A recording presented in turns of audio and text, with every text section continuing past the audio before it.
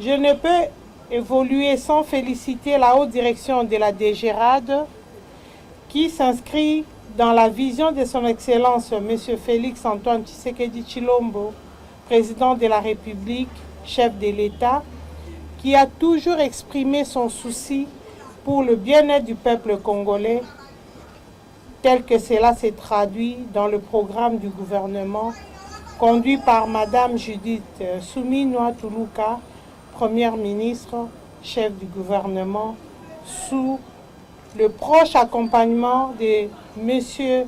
Doudou Fouambali Koundé Libotaï, ministre des Finances. Cette vision se concrétise aujourd'hui par l'acquisition sur fonds propres de la régie des outils de travail qui contribuent à l'effort de mobilisation des recettes.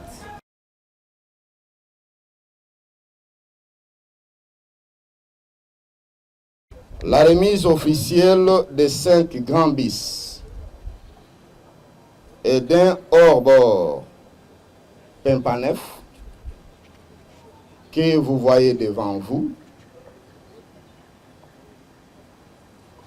destiné au transport de cadres et agents de la DGRAD, marque une étape significative dans notre engagement de réaliser la vision éclairée de son Excellence M.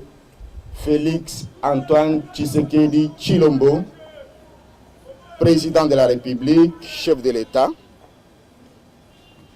d'améliorer les conditions de travail des agents publics.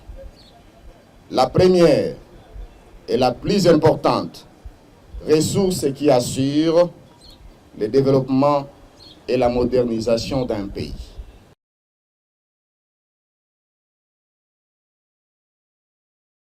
Au cours de l'exercice 2025,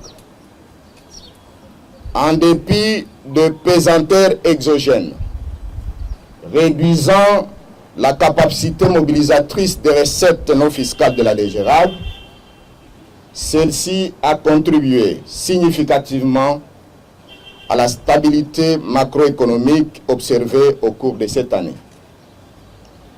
Ce qui a amené son Excellence, Monsieur le ministre des Finances, à la clôture de la retraite stratégique du ministère des Finances, tenue du 13 au 16 février 2026 à Kinshasa, a décerné à la DGRAD le prix d'encouragement pour les recettes réalisées au cours de cet exercice 2025 dans un contexte difficile et pour la première fois sans la redevance minière liée à l'exportation du cobalt.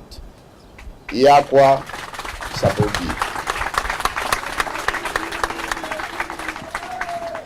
En cela, disais-je, je tiens à féliciter tous les cadres et agents de la DGRAD ici représentés et à leur demander de vous applaudir en guise de remerciement à son Excellence, Monsieur le ministre des Finances, pour cette marque